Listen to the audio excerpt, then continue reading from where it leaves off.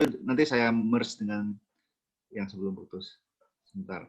Oke, ini saya share screen aja. Sebentar. Oh.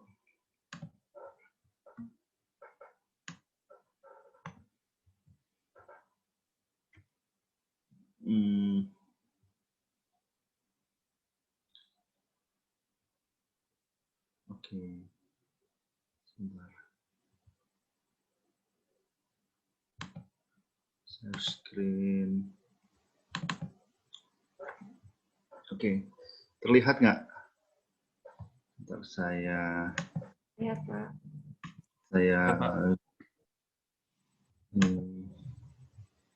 zoom aja. View zoom.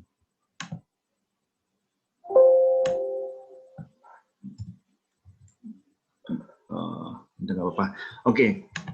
Jadi ini kita rubah, intinya kita merubah informasi yang kita punya tadi ke dalam persamaan yang dapat diolah dengan Excel, terutama dengan solver.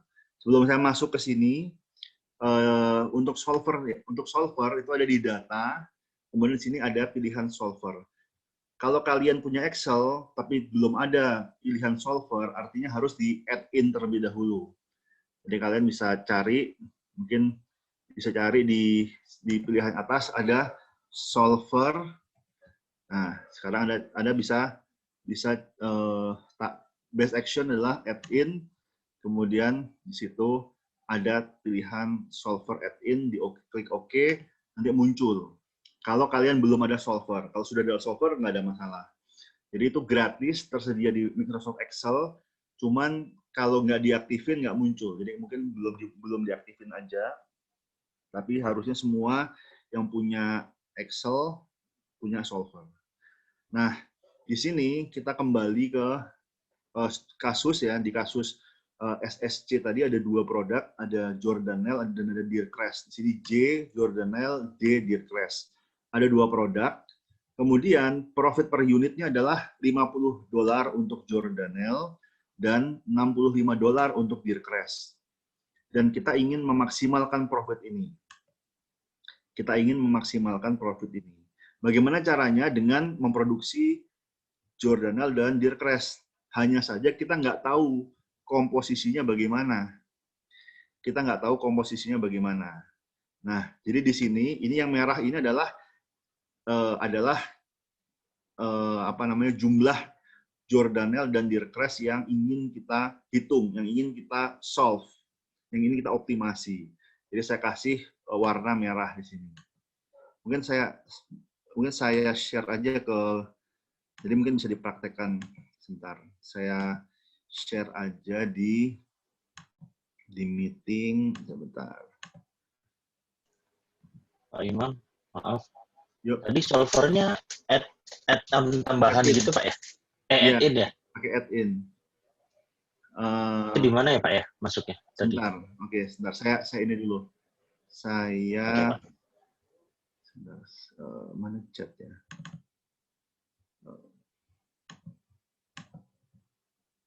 Sebentar, chat. Saya upload file.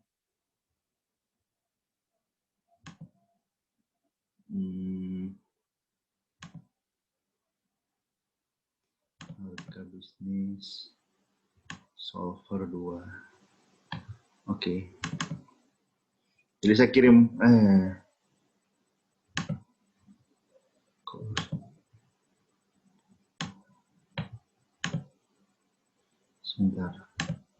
sebentar ya, sorry, saya stop share dulu.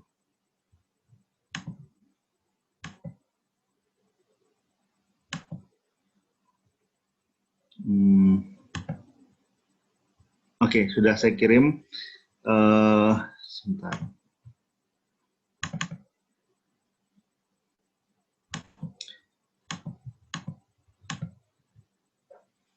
Saya share screen lagi. Sebentar.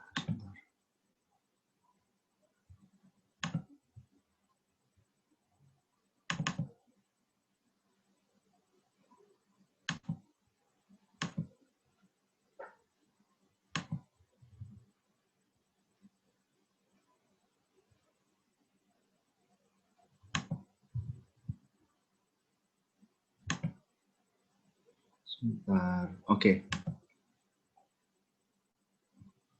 Oke. Jadi saya share screen lagi ya. Ini solvernya.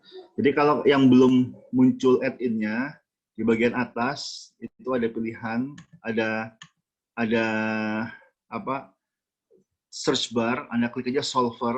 Di situ biasanya ada pilihan add-in, add-ins di sini. Kalau di sini juga harusnya ada pilihan add-ins. Sebentar, help. Mana ya?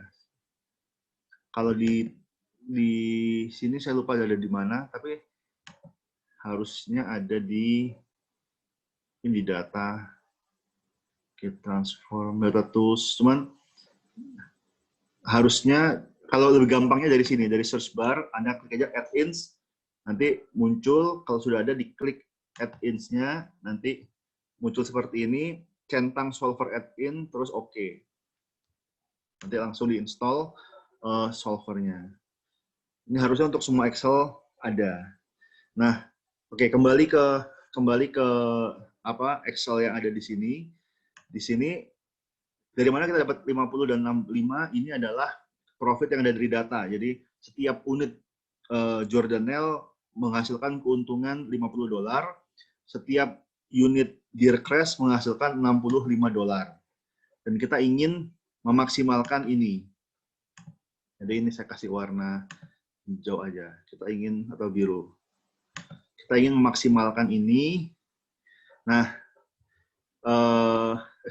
maaf. Kita ingin memaksimalkan ini. Ini kita ingin memaksimalkan total profitnya.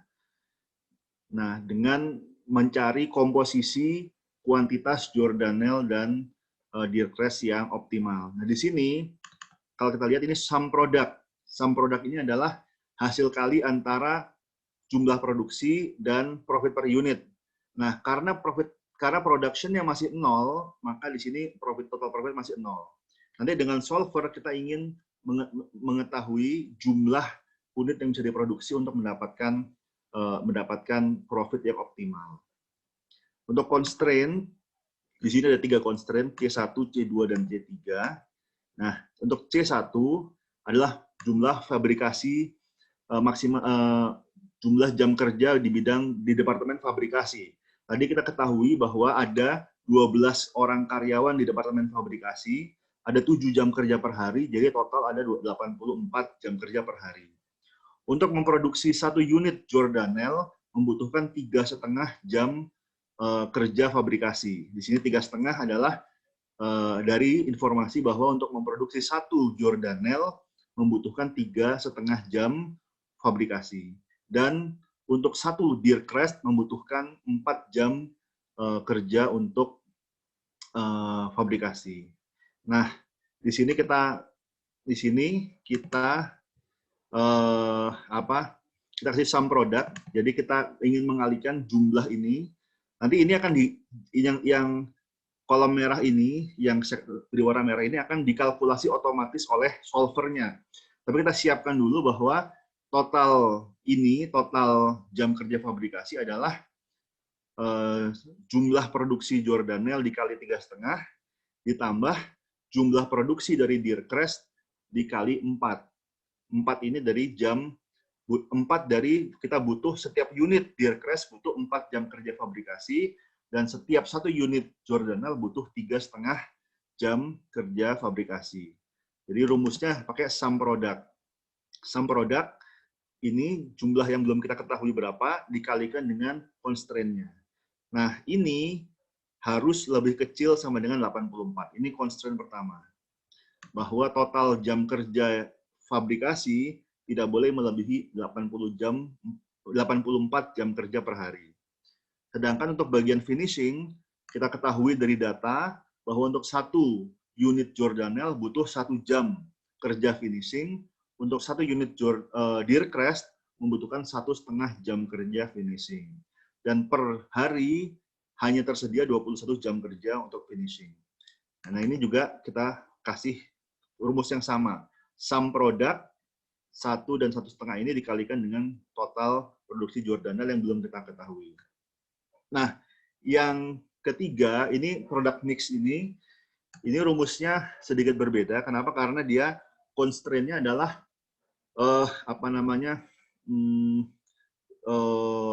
deer crest. Deer crest itu akan demand terhadap deer crest itu pasti tidak kurang dari 2 kali demand dari Jordanelle. Jadi di sini rumusnya sebetulnya 1 deer crest sama dengan 2 Jordanelle. Ini rumus aslinya begini. 1 deer crest sama dengan 2 Jordanelle. Jadi demand untuk deer crest itu 2 kali Jordanelle. Nah, tetapi kita ingin mendapatkan angka 0. Jadi di sini kita pindah. Jadi kita pindah sama dengan 0. Jadi dari positif jadi negatif karena jadi rumusnya 1D sama dengan 2J ini sama aja. Ini dan ini sama aja. Jadi 1D plus sama dengan plus 2J plus 2 jadi negatif karena dia pindah ke belakang sama dengan. Jadi 1D minus 2J sama dengan 0. Nah, di sini kita lihat deer crest-nya 1, Jordanelle-nya 2. Ini minus 2. Dia lebih besar sama dengan 0. Ini constraint dari saya bisa kembalinya. Constraint dari market demand atau product mix. Nah, dari informasi ini saja kita sudah bisa bikin solvernya. Jadi ini solusi kalau Anda punya solver. Setelah ini akan saya jelaskan solusi kalau Anda nggak punya solver, kalau Anda menggunakan grafik. Pak Imam, maaf Pak. Oke. Pak, kalau yang product mix tadi nggak bisa ya dibikin kan tadi maaf Pak, yang D-nya kan 2 kali lipat lebih besar daripada J ya Pak tadi Pak ya? Iya, demand deer crest lebih besar 2 kali lipat dari nggak bisa bikin jadi J-nya 1, D-nya 2 gitu, nggak bisa kayak gitu ya Pak ya? Gimana? J-nya 1, D-nya 2. J-nya 1, D-nya 2. Kan kalau begitu kan dibalik permintaan Jordanelle 2 kali permintaan deer crest. Kalau mau Anda bikin setengah 0,5D sama dengan J. Ini bisa juga. Jadi kalau seperti itu atau J sama dengan 0,5 Jordan. Jadi J minus 0,5 D sama dengan 0. Ini bisa. Tapi sebenarnya sama aja dengan yang di atas. Jadi ini sama aja, ini sama ini sama aja. Hanya dibolak-balik aja. Begitu. Oke, Pak. Oke, jadi tapi di sini karena permintaan deer crest 2 kali permintaan Jordanelle, maka di sini rumusnya 1D sama dengan 2J. Kalau permintaan Jordanelle 2 kali permintaan deer crest, maka 1J sama dengan 2D. Jadi itu rumus matematikanya. Nah, itu kemudian ditranslate menjadi persamaan di solvernya seperti ini. Jadi ini tinggal masalah memindah-mindahkan aja sebelum sama dengan atau setelah sama dengan. Nah, kemudian setelah kita peroleh ini, kita bikin solvernya. Nah, kita klik solver. Nah, pertama-tama di sini mungkin saya coba. Oke, terlihat nggak solver parameternya? Ada, Pak. Terlihat nggak solver parameternya? Terlihat nggak? Ada, Pak. Ada. Terlihat, Pak. Oke. Nah, kadang-kadang nggak kelihatan. Oke, set objektif di sini adalah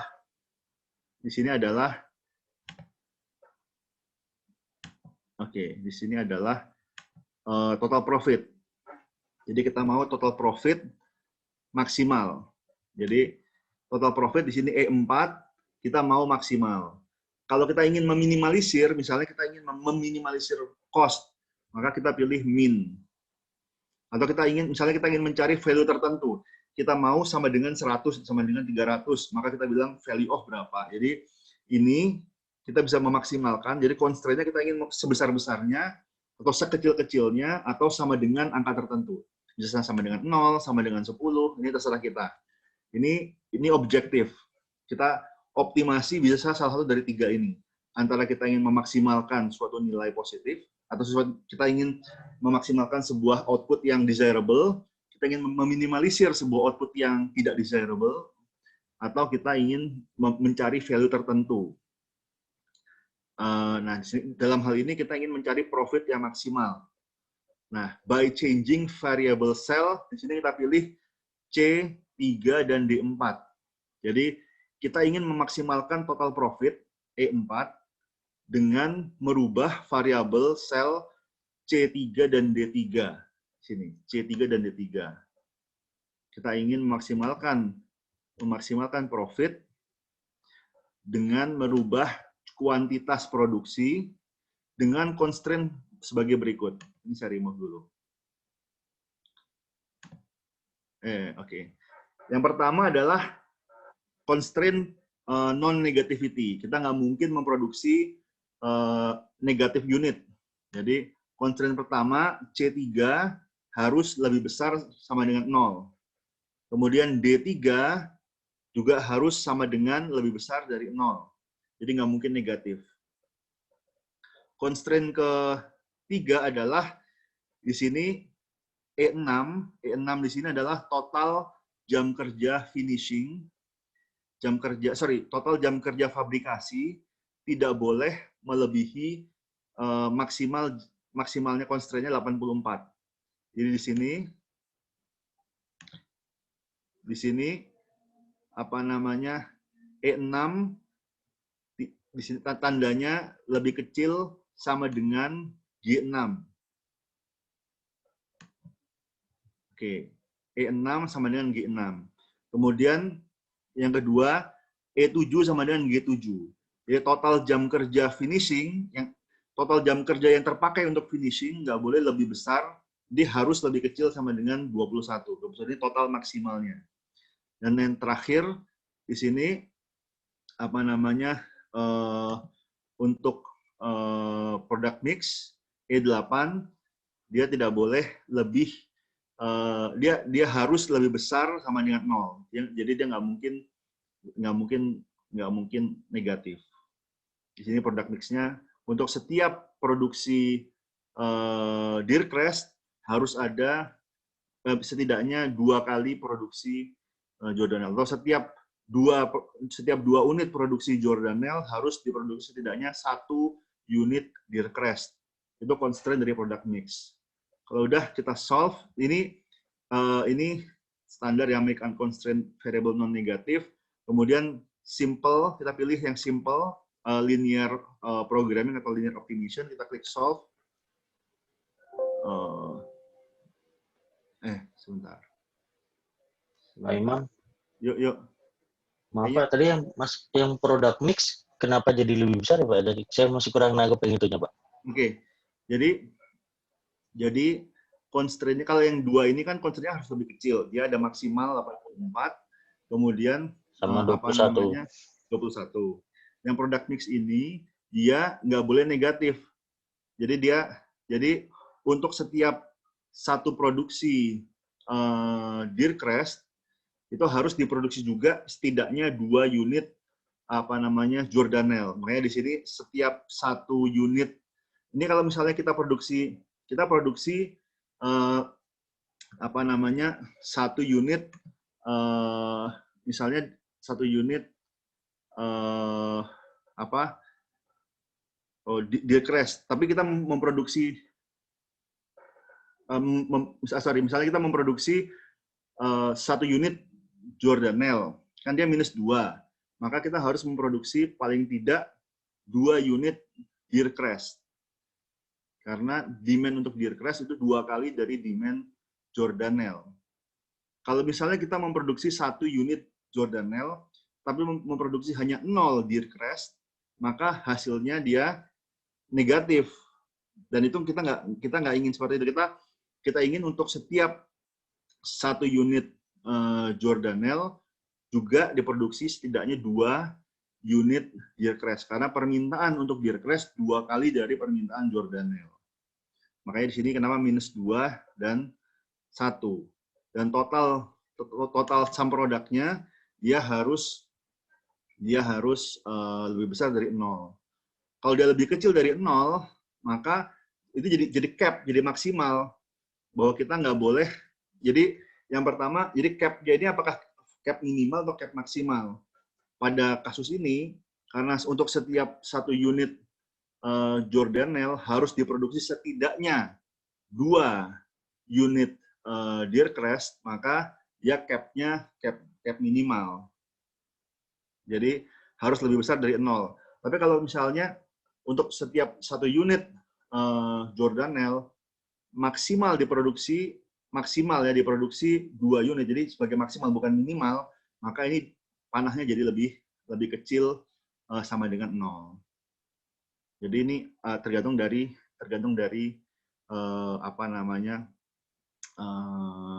arahnya, apakah maksimal atau apakah kriteria minimal atau maksimal. Nah, dalam konteks ini untuk 1 unit Jordanelle minimal harus diproduksi 2 unit Deercrest. Jadi cap-nya bukan cap maksimal. Oke, sebentar.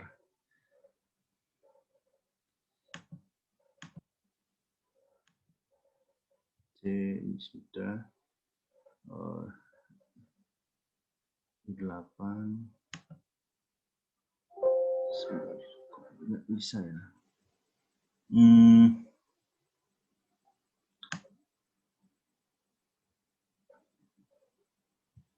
Sebentar.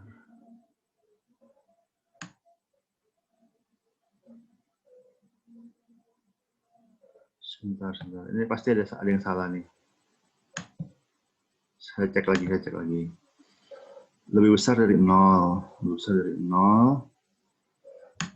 Ini lebih kecil sama dengan 84. Benar. E6. E7. Ini lebih besar sama dengan... Itu set objektifnya salah nggak sih, Pak? Set objektifnya, oh iya ya. Sorry. Harusnya E4. Iya, betul. Saya salah pencet tadi. E4, ya betul. Nah, oke, ini udah benar. Sorry, tadi salah pencet set objektif. Ini kita kasih reportnya. Oke. Nah, oke. Jadi yang pertama-tama kita peroleh solvernya di sini untuk mendapatkan profit maksimal itu 5,25 Jordanelle dan 10,5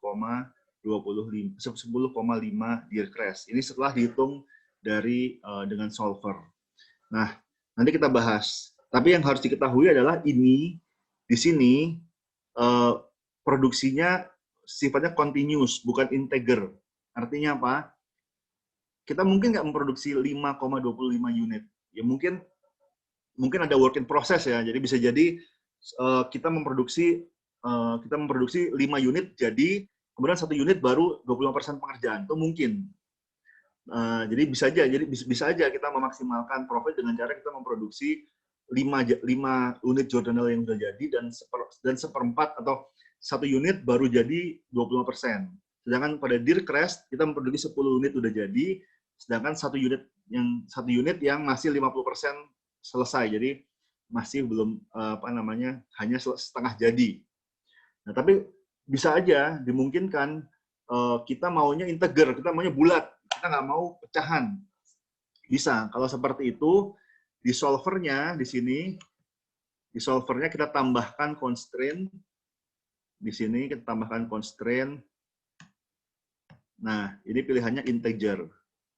Di sini integer kita kasih oke. Artinya kita mau Jordanelle dan Deercrest produksinya bulat. Kita nggak mau ada pecahan. Kalau gitu kemudian kita solve. Nah, oke. Nah, hasilnya seperti ini. Berbeda angkanya. Jadi tetapi apa namanya sebetulnya dengan solver yang integer tadi beberapa analisis jadi hilang. Jadi sebetulnya yang lebih baik adalah tidak usah dibatasi integer kecuali kalau memang kriterianya membutuhkan integer. Karena sebetulnya dengan mengharuskan integer itu jadi tidak optimal. Karena sebelumnya profitnya adalah 45. Tapi dengan mengharuskan integer jadi tinggal 930. Jadi ada penurunan profit $15 hanya karena insist harus integer. Tetapi itu opsional sebetulnya. Tapi intinya adalah kalau kita ada kriteria harus integer, harus bilangan bulat, maka constraint atau solusinya akan berbeda. Tapi di sini kita membahasnya tidak pakai kriteria integer, jadi hanya ini aja. Kita solve lagi. Oke. Nah, di sini sebentar. Jadi angkanya seperti ini. Jadi profit maksimal 945 dengan memproduksi 5/4 Jordanelle dan 10,5 Deercrest. Nah, yang penting di sini adalah ini sebentar. Ini, jadi ada sensitivity. Saya buang dulu. Oke, saya buang aja. Jadi answer, sensitivity, dan limit. Ini tiga-tiganya ini adalah output dari solver. Kalau answer jelas dia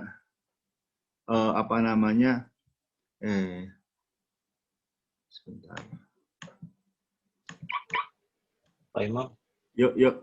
Untuk constraint itu dia nggak ada prioritas constraint gitu nggak ya Pak ya berarti? Nggak. Jadi dianggap sama semua ya? Iya, untuk constraint sebetulnya untuk constraint tadi tergantung dari constraint-nya itu akan ada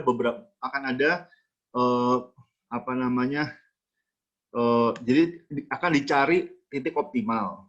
Akan tetapi dimungkinkan seperti contoh kasus seperti ini, sebenarnya constraint pertama yang fabrication itu dia itu nggak sensitif sebenarnya. Jadi bukan constraint yang real sebenarnya karena dia ada slack-nya, ada lebihnya. Nanti kita lihat di sini dari hasil analisisnya bahwa untuk fabrication itu dia bisa dikatakan over capacity. Jadi underutilized. Jadi dia sebetulnya ada slack di situ. Jadi ada kelebihan kapasitas. Coba di sini saya bahas dulu. Di sini total profit optimal 945 dengan produksi Jordanelle 5,25, production Deercrest 0,5. Di sini kita lihat untuk constraint fabrication total itu non-binding. Non-binding artinya dia sebetulnya tidak menjadi constraint. Kenapa? Karena masih ada slack sebesar 23,625 jam. Jadi fabrikasi atau jam kerja fabrikasi itu tidak menjadi constraint. Yang menjadi constraint hanya finishing dan product mix. Dia slack-nya sudah nol, udah nggak ada slack-nya lagi. Jadi dalam hal ini constraint yang berlaku hanya 2. Walaupun ada 3 constraint, tapi constraint yang pertama ternyata tidak mengikat atau tidak membatasi. Jadi solusi optimal masih menyisakan slack sebesar 23 jam. Artinya kalau Anda mau misalnya mengurangi karyawan atau masih bisa mengurangi karyawan, katakanlah satu orang 7 jam, masih bisa mengurangi 3 orang karyawan. Jadi ada 3 orang karyawan berlebih kalau dari sisi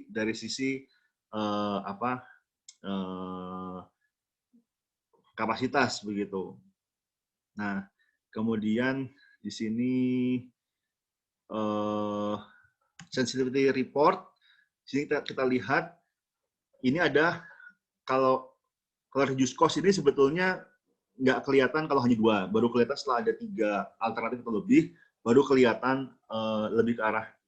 Kalau misalnya kalau kita punya 3 alternatif, bagaimana kita mengalokasikan produksi satu untuk produksi yang lain. Tapi kalau hanya 2, maka reduce cost-nya akan 0 karena nggak ada alternatif dari 2 ini. Nah, sedangkan objective coefficient di sini ini adalah apa namanya profitnya. Jadi setiap unit Jordanelle $50, setiap unit Diercrest itu $65. Nah, allowable increase di sini adalah sensitivitas terhadap perubahan profit. Jadi kalau di sini untuk Jordanelle dia 0. Jadi jadi dia di sini sebenarnya 0. Jadi kalau dia nambah, kita bahas yang Diercrest dulu. Jadi sebetulnya kalaupun profitnya nambah sampai $10, jadi $75, masih belum merubah solusi. Jadi solusi masih tetap seperti ini selama profitnya masih dalam rentang lebih besar 10 atau lebih kecil dari 90. Jadi dalam hal ini selama profit dari Jordanelle masih di bawah $75,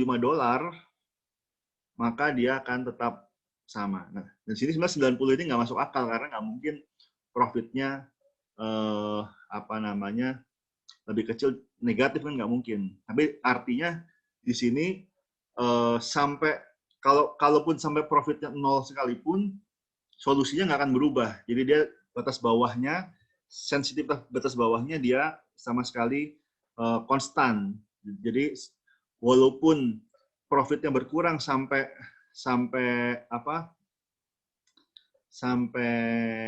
0 pun dia masih tetap segini. Nah, kemudian di sini shadow price di sini peningkatan profit untuk penambahan 1 unit constraint. Jadi, nah di sini untuk fabrication karena dia ada slack maka tidak ada shadow price. Jadi apa namanya? Karena dia masih berlebih, jadi nggak ada biaya, nggak ada manfaatnya kita menambah 1 unit jam kerja. Sebaliknya di sini untuk finishing, ternyata kalau kita menambah 1 unit jam kerja finishing, kita bisa meningkatkan profit sebesar $45. Artinya kalau saya sebagai manajer produksi, kalau misalnya jam lembur lebih murah dari $45, maka saya ambil. Kalau jam kerja lembur per jam katakanlah hanya $20 atau $30, maka itu lebih menguntungkan. Artinya saya masih ada, kalau misalnya lemburnya $20, saya masih ada keuntungan lebih $25. Karena shadow price untuk jam kerja finishing adalah $45. Artinya seandainya saya punya 1 jam kerja berlebih, maka saya akan mendapatkan untung tambahan $45. Begitu. Nah, untuk product mix di sini shadow price-nya minus 25, jadi apa namanya? Jadi constraint-nya ini antara jadi minus 25 ini lebih ke arah proporsi antara Jordanelle dengan Diercrest karena produksi Jordanelle untuk setiap produksi Jordanelle harus memproduksi 2 unit Diercrest, itu apa namanya? Itu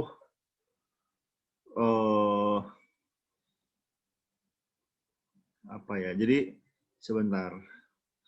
Kalau penambahan produk mix jadi 1, jadi kalau seandainya proporsinya berubah menjadi kalau 1 jadi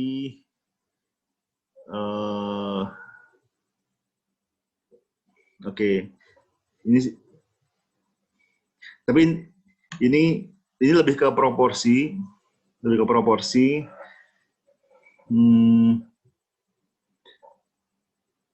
jadi penambahan produk mix sebesar 1 akan justru mengurangi profit sebesar $2,5 gitu. Jadi apa namanya? Kalau proporsi Diercrest sama dengan Jordanelle berubah nambah satu, maka dia akan berkurang profitnya sebesar $2,5. Oke. Jadi ini mungkin lebih ke arah tadi demand-nya ya, karena ada constraint dari sisi demand, demand untuk Jordanelle tadi, demand untuk Deercrest 2 kali demand dari Jordanelle. Nah, kalau constraint untuk constraint sini 84 dan 21 ini dari sisi jam kerja optimal, jam kerja maksimal yang tersedia. Ini ada slack, jadi tidak ada allowable increase. Tapi di sini ada allowable decrease. Jadi seandainya jumlah constraint jam kerja dia berkurang 23 jam pun dia masih sama. Jadi solusi bisa berubah kalau fabrication work hour-nya berkurang lebih dari 23,625. Jadi misalnya dari 12 orang karyawan fabrikasi 4 resign, mendadak resign. Jadi tersisa 9 orang. 9 orang itu hanya ada 27. 9 orang hanya ada kali 7 jadi berapa? 63. Nah,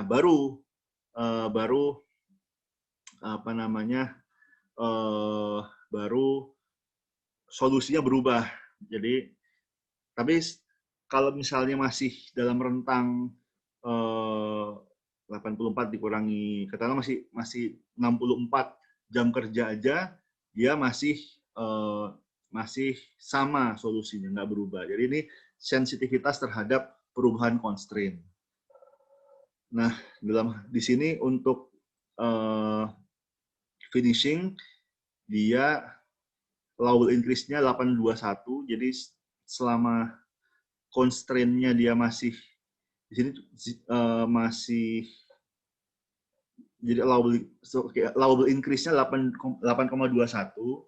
Jadi selama jumlah finishing-nya kalau misal lebih bertambah tapi tidak lebih besar dari 8,21, maka solusinya tetap sama. Tapi kalau misalnya constraint-nya ternyata bertambah, misalnya ada tambahan 9 jam kerja, maka solusinya akan berubah. Nah, di sini allowable decrease-nya 21, sedangkan maksimalnya 21. Jadi sebetulnya dalam hal ini dia yang di bawah tidak ada perubahan, karena nggak mungkin jumlah jam kerjanya negatif. Jadi constraint 21, allowable decrease-nya 21. Jadi sampai 0. Nggak mungkin finish jadi baru berubah total kalau semua orang karyawan di bidang finishing misalnya resign, baru terjadi mungkin perubahan dari sisi solusi yang optimal. Oke, kemudian di sini ini limit reports-nya. Tadi value nilai produksi J itu 525, produksi D 10,5. Kemudian tadi untungnya untuk J itu 50, untuk J $65. Nah, di sini kalau misalnya hanya memproduksi Jordanelle saja, ini lower limitnya 0, upper limitnya 525. Yang di sini jadi untuk Jordanelle ternyata dari constraint-nya dia lower limitnya adalah 10,5. Jadi memang harus diproduksi sebesar 10,5. Sedangkan untuk Jordanelle dia dapat diproduksi antara 0 hingga 525. Jadi bisa memproduksi 0 Jordanelle, bisa memproduksi maksimal 5,25 Jordanelle. Sedangkan untuk Deercrest dia harus diproduksi sebesar 10,5. Ini hasil solvernya. Nah, tapi memang kadang-kadang saya katakan tadi, kadang-kadang kita bingung, ini solver ini dari mana gitu, dapat angkanya. Jadi selain dari solver juga kita lihat ini secara grafis, jadi dengan grafis. Ini ini kita rubah. Jadi kalau kita mau lihat di sini dari sini kita punya 3 constraint, C1, C2, C3. Pada C1 di sini kita punya Jordanelle dan Diercrest. Pada titik pertama kita ingin, kalau kita memproduksi 0 Jordanelle, katakanlah di sini kita memproduksi 0 Jordanelle, maka kita memproduksi berapa, bisa memproduksi berapa Diercrest. Jadi di sini diperoleh dengan membagi 84 dibagi 4. Kenapa? Karena di sini 3,5J ditambah 4D lebih kecil sama dengan 84. Sedangkan J-nya sama dengan 0. Maka D sama dengan 84 dibagi 4, yaitu hasilnya 21. Nah, yang kedua, di sini constraint yang sama, Diercrest-nya yang di-nolkan. Di sini Diercrest-nya 0, kita peroleh, karena Diercrest-nya 0, maka Jordanelle-nya 84 dibagi 3,5. Hasilnya 24. Nah, ini kemudian kita buat apa namanya, sebentar. Kita buat grafisnya. Ini adalah yang biru ini. Jadi ini sumbu X, ini sumbu Y. Ini ketika X-nya 0, Y-nya 24. Ketika Y-nya 0, X-nya 21. Sebentar, ini saya agak bawain gambarnya. Sebentar, zoom view. Oke. Jadi di sini, ini adalah C1, yang biru ini adalah C1. Sebentar, saya insert ini aja. Bagaimana caranya? Mungkin saya ini kan dulu aja deh. Nanti dulu deh. Saya tuliskan dulu. Saya jelaskan dulu cara mendapatkan C1, C2 dan C3. Jadi di sini C1 ketika J0, D-nya 21. Ketika D0, J-nya 24. Ini dari constraint yang pertama. Dari constraint yang kedua, ketika Jordanelle-nya 0, di sini, ketika Jordanelle-nya 0, maka Diercrest sama dengan constraint-nya 21 dibagi dengan 1,5, yaitu 14. Sedangkan ketika Diercrest 0, maka Jordanelle-nya sama dengan 21 dibagi 1 sama dengan 21. Jadi ini adalah constraint yang diperoleh dari yang di sini. Jadi kita mencari titik perpotongan dengan sumbu X dan sumbu Y-nya. Nah, ketika di sini untuk C3 ini sedikit unik. Kenapa? Karena di sini ketika J 0, maka D-nya juga 0. Ya, kenapa? Karena seperti itu. Ketika ini 0 dibagi 1, 0. Ketika D-nya 0 dibagi minus 2 ya 0. Jadi dia constraint-nya 0. Tapi kita butuh constraint yang kedua. Constraint yang kedua adalah di sini kita lihat sebetulnya satu Diercrest sama dengan 2 Jordanelle. Jadi di sini kita tinggal mencari titik apa yang terserah kita sebetulnya. Bisa 10 dan 20, bisa 30 dan 60. Intinya 1J sama dengan 2D. Jadi 1J sama dengan 2D. Tapi kalau seperti ini kan garisnya kurang panjang, jadi kita panjangkan lagi. Di sini 22 dan 44. Jadi 22 ini arbitrary, supaya panjangnya cukup 44 karena dia 1D sama dengan 2J. 1D sama dengan 2J, artinya 2 Jordanelle, 2 kali Jordanelle sama dengan direct rest-nya. Jadi jadi di sini untuk direct rest butuh jadi direct rest itu pasti 2 kalinya Jordanelle. Karena Jordanelle 22, maka direct rest-nya 2 kalinya yaitu 44. Nah, di sini kita memperoleh tabelnya. Bagaimana cara membuat tabelnya? Mudah. Mungkin saya buat lagi aja. Di sini kita insert. Sebentar. Kita masukkan dulu. Kita blok dulu yang C pertama. Kemudian kita masukkan ini. Scatter with lines and marker. Kemudian kita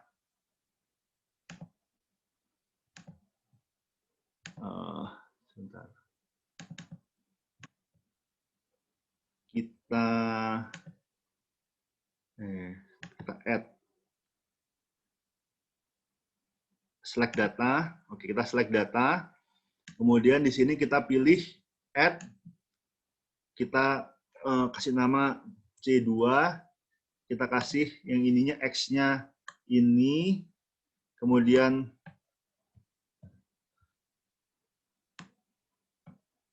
oke. Jadi tinggal kita blok aja. Ini X-nya, ini Y-nya. Kemudian oke. Kemudian kita add. Kita buat C3. Serinya kita masukin ini. Kemudian yang ini kita masukkan yang ini. Oke. Nah, ini hasilnya sama. Jadi tinggal seperti itu aja.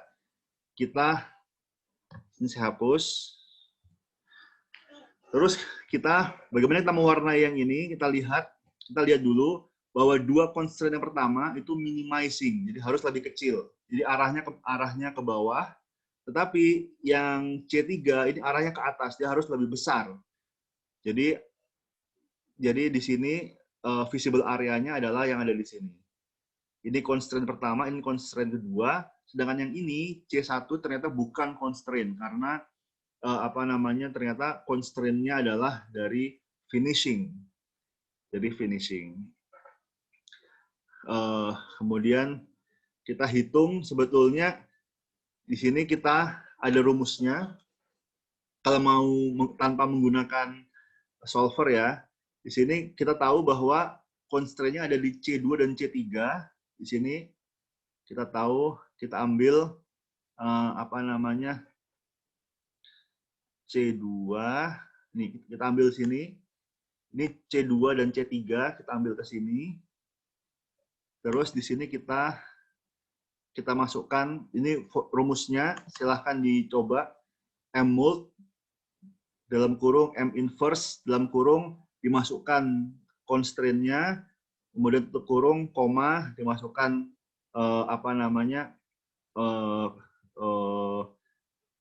dimasukkan. Jadi yang pertama ini fungsi constraint-nya, yang ini constraint-nya, kemudian di enter. Sorry. Oh ya, jadi ini Control Shift Enter. Ya. Jadi ini Jordanelle, kemudian jadi di sini jadi diperoleh yang di sini adalah 5,25 dan 10,5. Kenapa 10,5? Karena ini constraint-nya adalah dia 2 kali dari Jordanelle.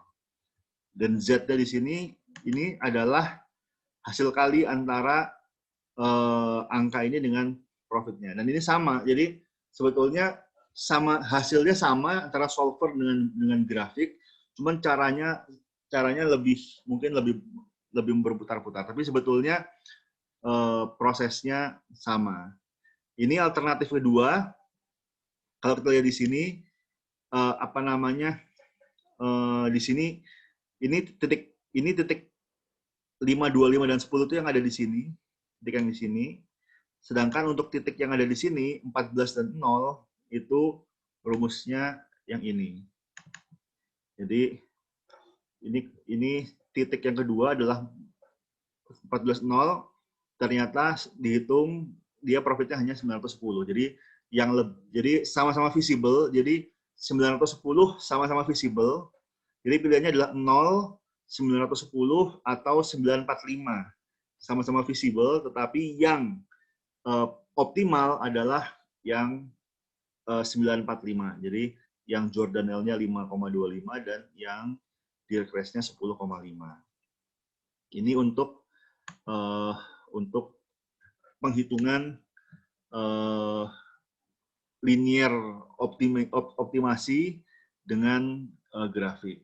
Oke, mungkin sudah untuk linear optimization di sini dulu. Nanti mungkin bisa dicoba sendiri, mungkin kalau ada soal latihan, mungkin nanti saya coba kasih soal latihan, bukan jadi tugas ya, saya kasih soal latihan, coba bikin solvernya. Intinya apa namanya, ya ini nice to know dengan solver, bisa mengkalkulasi poin yang optimal berdasarkan constraint yang ada. Sampai sini ada pertanyaan nggak sebelum saya masuk ke konten terakhir tentang A/B testing? Mohon maaf nih kalau masih berat ya pembahasannya, karena memang materinya ya begitu. Oke.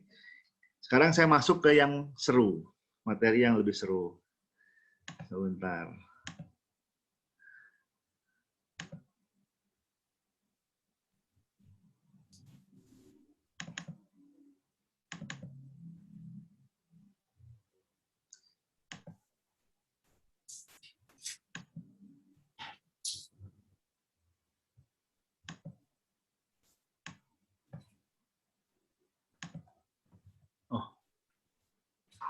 Ya, sebentar.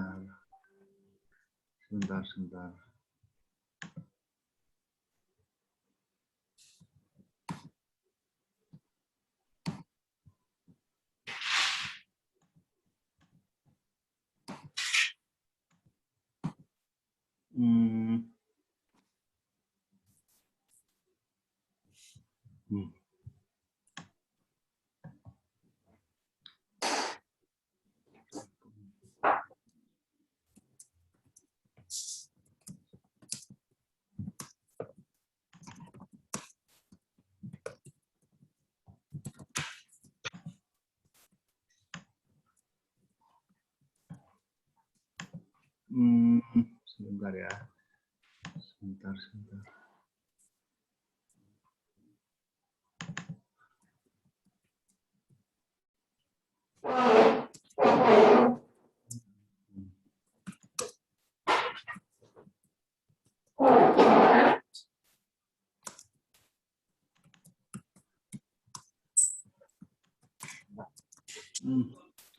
Oke. Aduh, saya minta maaf sekali nih.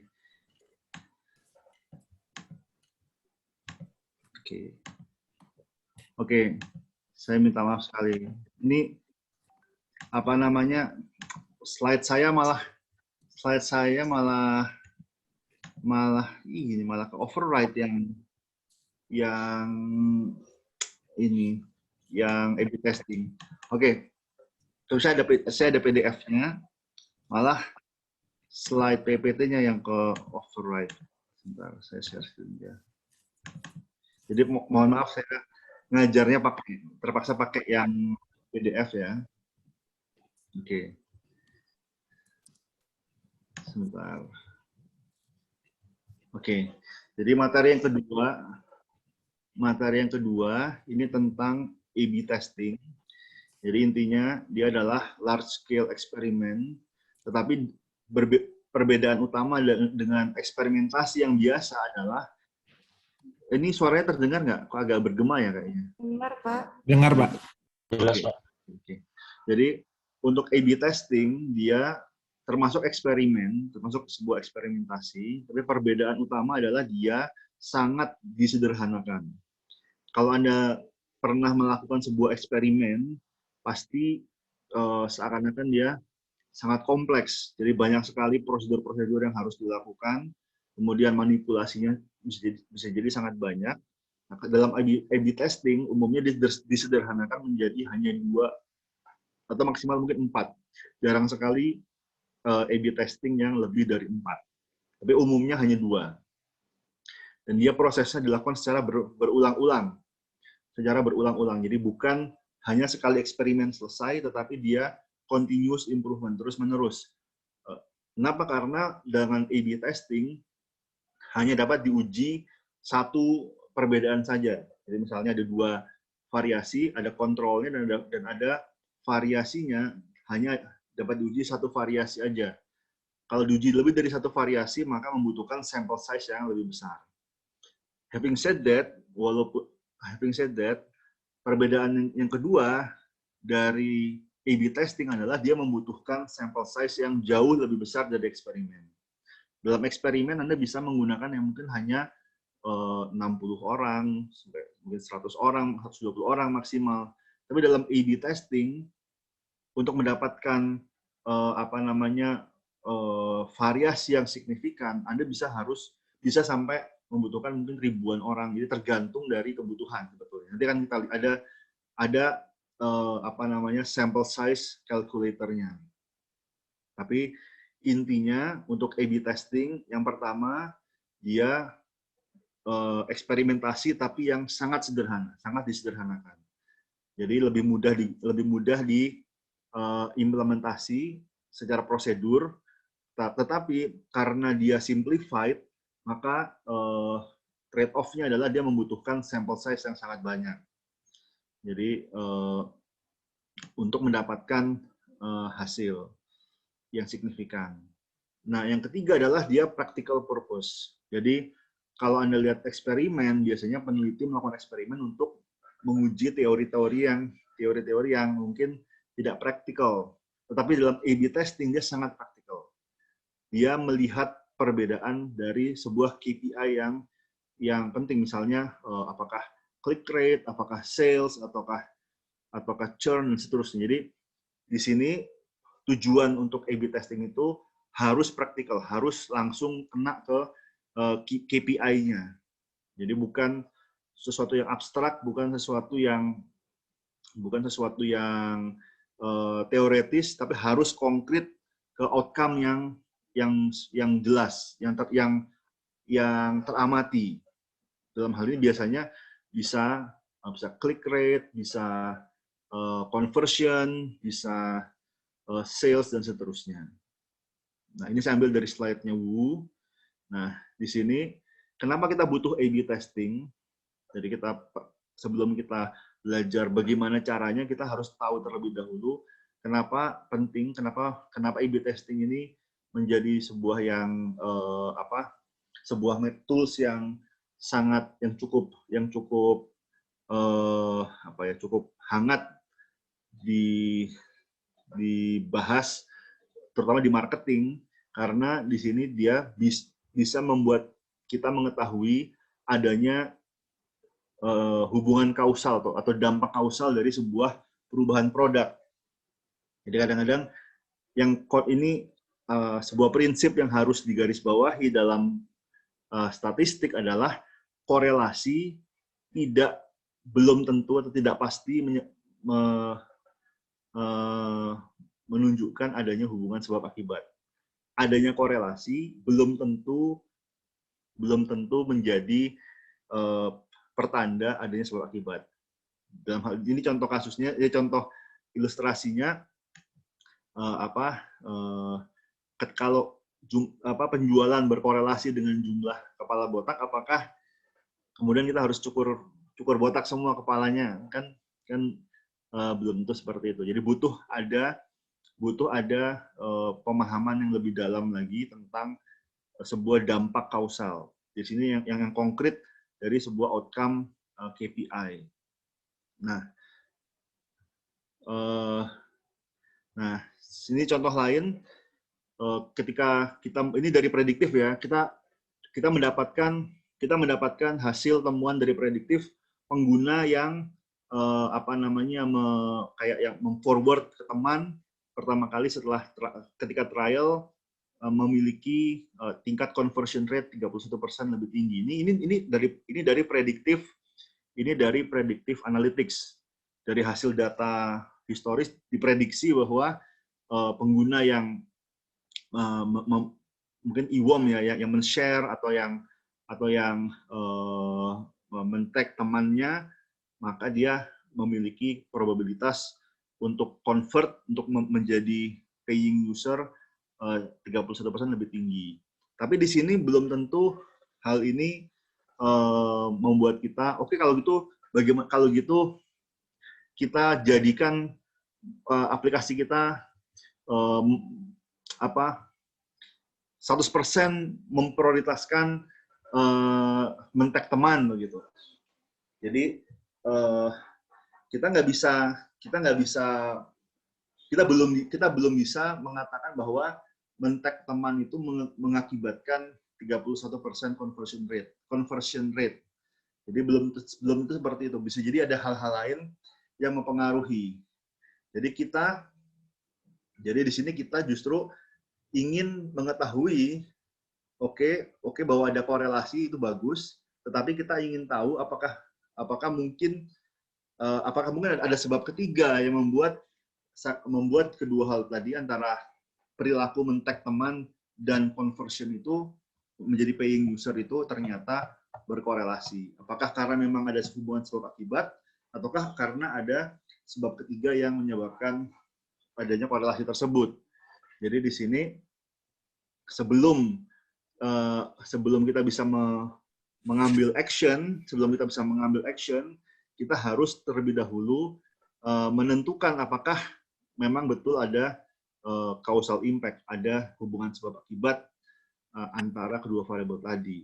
Jadi di sini A/B testing membantu kita mendapatkan hal itu dengan kita menguji, misalnya versi A, versi yang lama, versi B, versi yang sudah mengangkat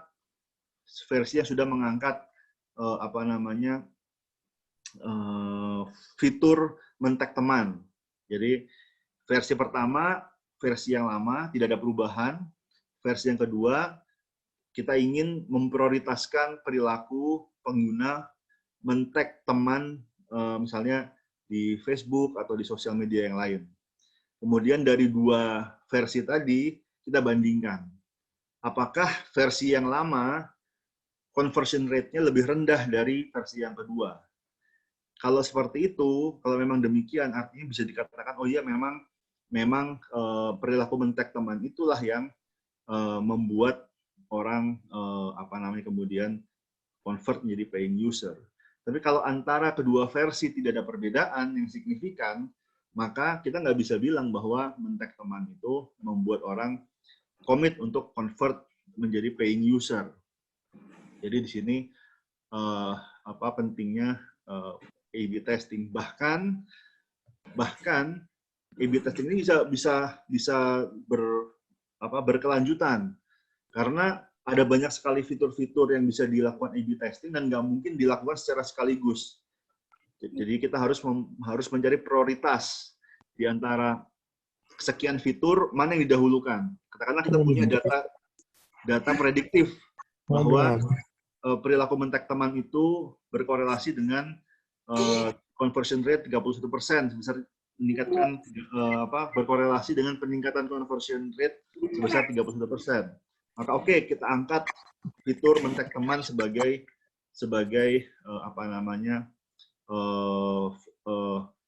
fitur yang kita uji cobakan pada versi B. Tapi ketika misalnya dia signifikan, maka versi B ini kemudian menjadi versi A dan kita mencari versi B yang baru untuk kita bandingkan. Ketika dia sama saja, ketika dia tidak perubahan, maka kita mencari versi B yang lain. Tetapi ketika dia terjadi peningkatan yang signifikan, maka versi B menjadi versi A yang baru. Dan kita mencari versi B yang baru. Jadi kita terus continue sehingga mendapatkan desain desain produk yang optimal. Ini kenapa A/B testing ini menjadi sangat powerful bisa untuk product development, bisa untuk apa namanya web design dan seterusnya. Jadi atau apa namanya misalnya interface di aplikasi mobile dan seterusnya. Ini sangat powerful dalam menghasilkan perubahan yang tangible, yang terlihat signifikan. Nah, bagaimana cara melakukan A/B testing? Di sini ada empat tahap. Yang pertama, construct hypothesis, determine sample size, kemudian measure result, take action. Ini saya bahas singkat aja. Jadi di sini hipotesis itu adalah kita ingin tahu apa yang kita ingin uji perbedaannya. Jadi kita ingin tahu apa yang ingin kita uji perbedaannya dan apa yang menjadi pembedanya. Nah, apa yang kita ingin uji perbedaannya ini adalah outcome-nya. Misalnya outcome-nya harus relevan dengan KPI goals yang misalnya click rate atau conversion rate atau atau share rate. Jadi bagaimana seberapa sering di share atau di repost atau di komentarin. Jadi misalnya jadi ini sering saya lihat juga. Saya lihat di Facebook misalnya ya, ada berita. Kontennya sama, tapi ada yang sedikit berubah dari sisi misalnya ada posting video atau posting konten berita, itu ada yang berubah sedikit. Beritanya sama, tetapi wording atau tagline-nya berbeda. Ini adalah A/B testing. Jadi contoh A/B testing. Jadi saya sebagai content provider ya, saya konten A saya uji cobakan, katakanlah saya peroleh selama 2 minggu saya peroleh hasilnya, atau bahkan secara simultan bisa jadi sebagian responden saya paparkan pada konten A, sebagian pengguna saya paparkan konten A, sebagian pengguna saya paparkan konten B, kemudian di situ saya uji perbedaannya. Dan memang kadang-kadang ada kontaminasi, kadang-kadang satu orang bisa ketemu konten A dan konten B, itu bagian dari bias yang harus dikoreksi. Tapi intinya adalah pertama pada hipotesis kita harus menemukan dulu apa yang mau kita ukur, apakah view rate, apakah click rate, apakah share rate dan seterusnya. Kemudian apa yang menjadi pembeda. Nah, kadang-kadang pembeda ini bisa jadi sangat minuscule gitu, hanya perbedaan warna, hanya perbedaan penempatan posisi, misalnya apakah gambarnya di tengah atau di samping, atau urutan antara teks dengan gambar. Tapi kadang-kadang yang kecil itu bisa jadi mengakibatkan perubahan yang signifikan. Jadi bisa aja penempatan tombol misalnya tombol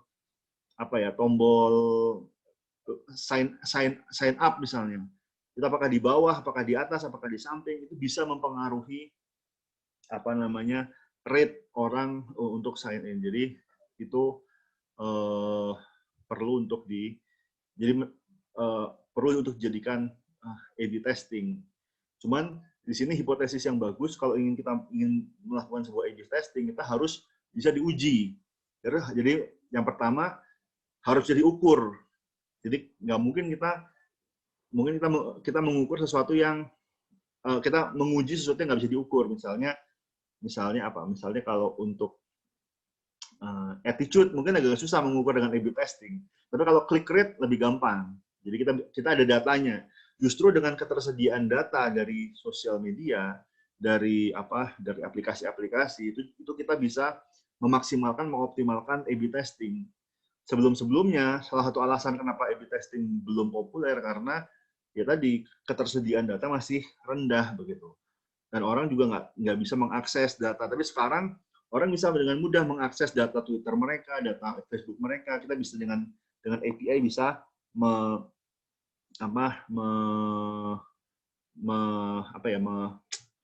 mengharvest data kita sendiri, kita bisa meretrieve data kita, data pengguna kita, sehingga itu bisa kita jadikan dasar untuk menguji hipotesis kita.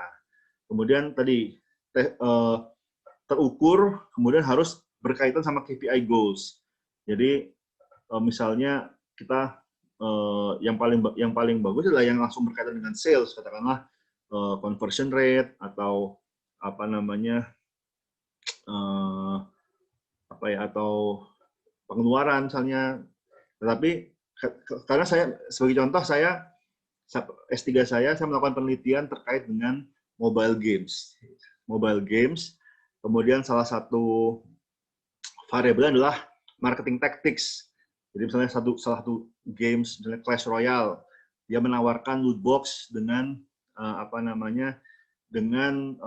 berbagai variasi. Jadi ada loot box yang rare, yang common, yang legendary, kemudian apakah penawarannya ditawarkan special offer atau bukan special offer, kemudian ditawarkan langsung dalam dolar atau dalam in-game currency, dalam gems, itu ternyata berpengaruh gitu. Jadi ada perbedaan willingness to pay, sehingga kalau saya sebagai pengguna, saya lebih cenderung bayar lebih tinggi jika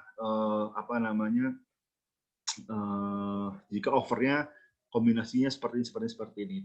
Itu bagian dari A/B testing. Jadi kita ukur, kemudian relevan terkait dengan KPI.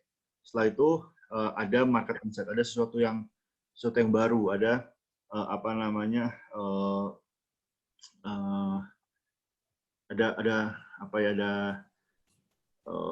jadi ada mungkin yang jadi counter intuitif gitu.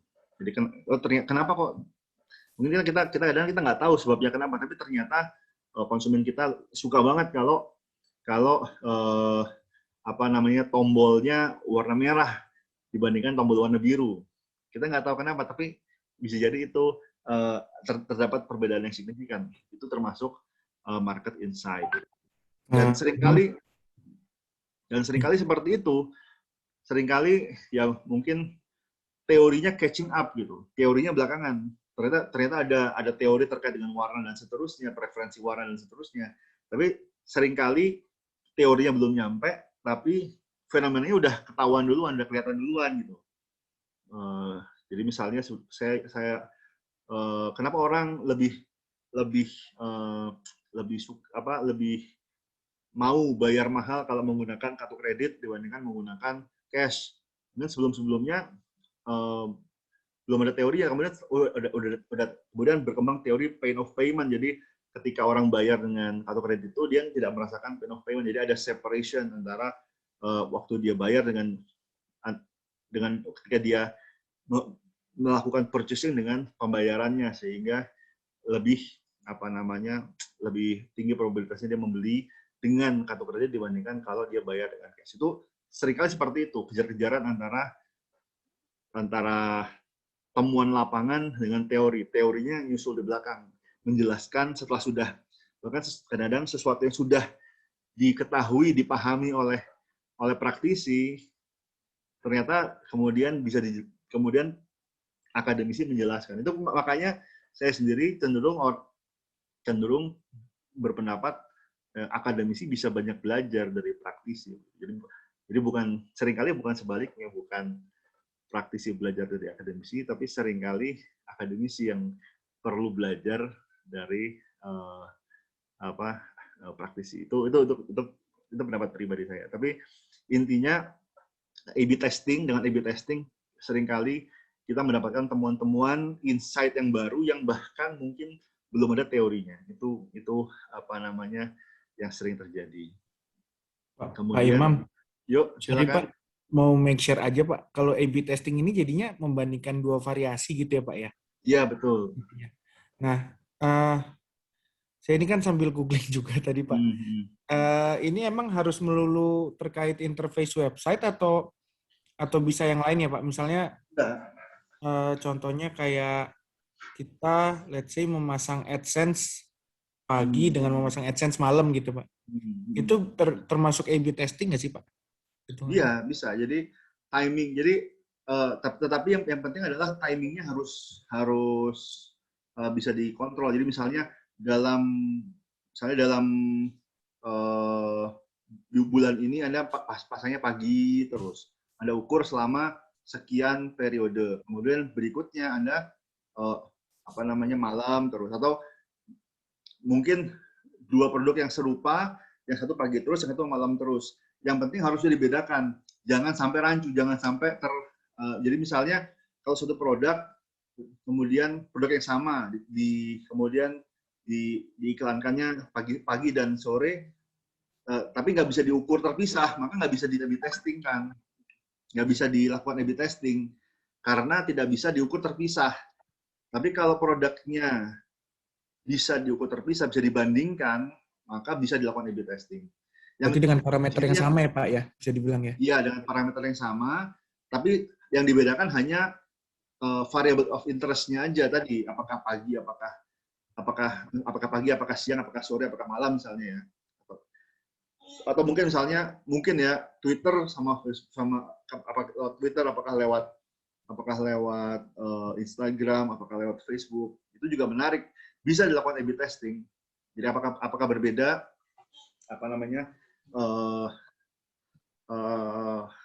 conversion rate-nya, tapi harus bisa diukur bahwa ini sumbernya dari Twitter, ini sumbernya dari Instagram gitu misalnya.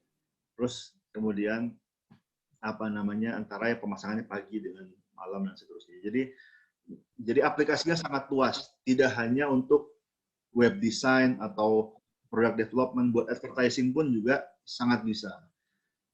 Jadi bisa kontennya dibedakan, misalnya yang satu laki-laki, yang satu perempuan misalnya. Berbeda nggak sih kalau bintang iklan kita laki dan perempuan? Bisa juga tadi timingnya.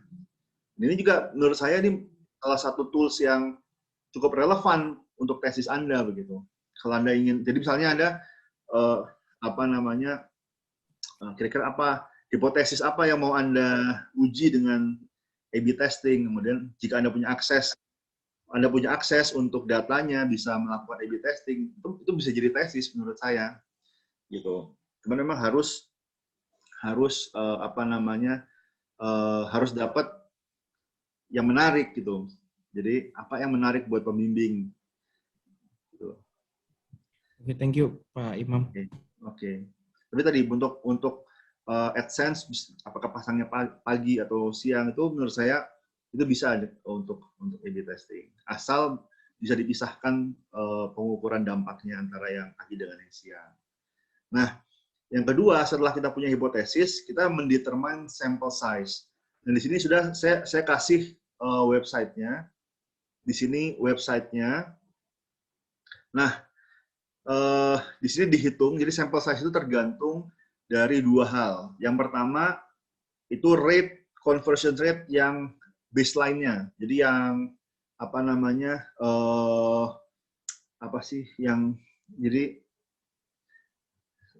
sebentar. Ya, kontrolnya dengan yang variasinya. Jadi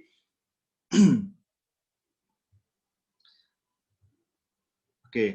Jadi di sini baseline conversion rate untuk yang control group, untuk yang lama, versi A-nya berapa persen. Misalnya kita ketahui, ternyata conversion rate untuk yang lama itu 2%. Jadi biasanya dari 1.000 orang yang ngeklik atau yang lihat, 2 orang ngeklik atau 2 orang beli, 2 orang convert. Dari 100 orang yang lihat, 2 orang convert. Itu kan 2%. Nah, kemudian minimum detectable effect itu kita estimasi. Kalau kita ingin variasi ini minimal berapa persen perbedaannya. Katakanlah di sini 0,5%. Jadi kita ingin tahu kalau dia rentangnya plus minus 0,5% dari baseline. Nah, ini diperoleh sampel saya sekian. Ini jadi kalau kalian, jadi ini ada websitenya ya. Jadi silahkan dilihat. Ini evanmiller.org, A/B testing sample size, itu menurut saya sangat bermanfaat. Dia membantu mengetahui sample size. Nah, katakanlah kita punya sample size di sini 12.748. Ini untuk satu variasi. Kalau karena A/B testing minimal 2 variasi, maka kita kalikan 2. Di sini ada 25.000 orang. Sedangkan average install per day-nya katakanlah kita tahu 2.500, atau katakan average views-nya per hari katakanlah 5.000 orang, maka 5.000 views misalnya. Maka di sini eksperimen length-nya 25.000 dibagi 2.500, ini 10,2. Jadi ini kita tahu kita eksperimennya sebelum kita tutup itu minimal butuh sekitar 10,2 hari. Jadi ini mengetahui sample size sekaligus mengetahui eksperimen length. Nah, ini datanya dapat dari mana? Ini datanya dari predictive analytics. Jadi memang ini mengasumsikan kita sudah punya data dari predictive analytics, kemudian kita selangkah lebih maju kita gunakan untuk melakukan prescriptive analytics. Nah, kemudian terus di sini kita measure result-nya. Jadi kita ujikan, kita udah bikin interface-nya, kita udah bikin hipotesisnya, kita udah bikin interface-nya, kita udah cari sampel size-nya, kemudian kita ujikan, kita lihat hasilnya, kemudian kita bandingkan hasilnya. Misalnya di sini ini versi A dari 13.000 orang yang download, ternyata ada 357 yang convert, sedangkan sampel 2 atau varian B, jadi sampel 1 varian B ya, varian B versi B ada 357 yang convert dari 13.500, sedangkan sampel 2 atau varian versi A hanya 177 dari 13.100. Nah, ini antara total trials dari versi A dan versi B itu tidak harus 50-50. Idealnya 50-50, idealnya setengah-setengah. Jadi kita punya 10.000 pengguna, 5.000 dapat versi A, 5.000 versi B. Tapi tidak harus seperti itu. Asal jangan terlalu timpang, jangan sampai 70-30 itu terlalu timpang menurut saya. Tapi kalau misalnya masih 60-40 saja, selama sampel size-nya tercukupi, masih nggak ada masalah. Jadi sampel size di sini, tadi sampel size, jadi sebentar. Sampel size di sini, nah, jadi per versi minimal sampel size terpenuhi 12.000. Nah, memang kalian, waduh banyak banget. Kalau survei jelas ini kebanyakan. Kalau survei nggak mungkin ada survei 12.700 orang. Tapi kalau analytics, kalau Anda bisa men-setting, kalau Anda punya akses terhadap data analytics, maka ini sebenarnya jumlahnya nggak terlalu besar. Katakanlah pengguna mobile game saja bisa jutaan. Kalau Anda pakai mobile games, misalnya Anda ingin melihat perbedaan interface in-app purchase antara misalnya untuk sebuah special promo misalnya, antara yang menampilkan probabilitas dan yang tidak menampilkan probabilitas mendapatkan legendary misalnya, itu 12.000 itu paling sehari juga sudah kelihatan udah terpenuhi sampel size ini gitu. Jadi jangan disamakan antara analytics dengan survei. Kalau survei, Anda nyebar kuesioner, kemudian Anda tunggu responden datang. Tapi kalau di ini dia datanya secondary. Jadi Anda mengambil data dari platform. Ini oke. Oke, waktunya sudah 9.33 sebenarnya ya. Jadi sudah. Tapi saya percepat aja. Jadi di sini consideration dari A/B testing. Jadi apa namanya? Intinya A/B testing ini adalah sebuah alat yang powerful, tetapi ada consideration yang tetap harus diperhatikan. Yang pertama, kita hanya bisa melakukan A/B testing kalau dia ada hipotesis yang jelas, kemudian kita memungkinkan untuk mendapatkan sample size yang cukup. Gitu. Jadi apa namanya? Ya tadi kalau misalnya kita nggak bisa dapat sample size yang cukup, ya kita nggak bisa melakukan A/B testing gitu. Jadi ya ini constraint-nya adalah ini dari sisi sample size gitu, dan time frame. Kemudian kemudian consideration yang lain, yang pertama adalah kita seringkali jangan sampai ketukar antara statistical significance sama practical significance. Jadi kadang-kadang sesuatu perbedaannya signifikan secara statistik, tapi secara praktis dia tidak signifikan. Jadi sebetulnya dalam A/B testing statistical aja nggak cukup, tapi memang harus sampai practical significance. Jadi itu terserah kepada peneliti. Jadi menurut peneliti berapa persen variasi yang dianggap signifikan? Apakah 0,5%? Apakah 1%?